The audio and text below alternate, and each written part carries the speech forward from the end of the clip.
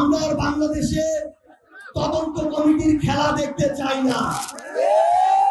আমরা দেখতে চাই এই অভ্যুত্থান পরবর্তী বাংলাদেশে এই তদন্ত কমিটিগুলো প্রত্যেকটা ঘটনার পিছনে কোন ব্যক্তিগুলো দায়ী, কোন সিস্টেম দায়ী, কোন প্রতিষ্ঠানগুলো দায়ী, সেগুলো খুঁজে বের করে তদন্ত সাপেক্ষে তাদেরকে যেন শাস্তির আওতায় নিয়ে আসে।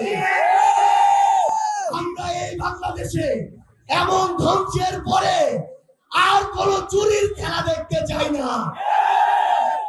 প্রত্যেক আমাদের আহত ভাই বোন যারা আমরা যাদেরকে হারিয়েছি তাদের পরিবারের পাশে এই সরকারকে নিজের সর্বোচ্চটুকু দিয়ে দাঁড়াতে হবে। তাদের ওই নিষ্পাপ সন্তানদেরকে ফিরিয়ে দেওয়ার মতো সামর্থ্য এই পৃথিবীতে আর কারো নেই।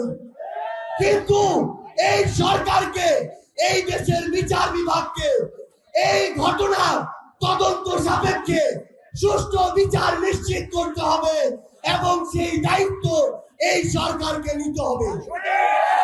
মত পার্থক্য থাকতে পারে, কিন্তু সেই সুযোগ নিয়ে আওয়ামী লীগ এবং তাদের দোসর আমাদের মধ্যে ঢুকে অরাজকতা তৈরি করবে, সেই সুযোগ আমরা এই বাংলাদেশে আর দিব না।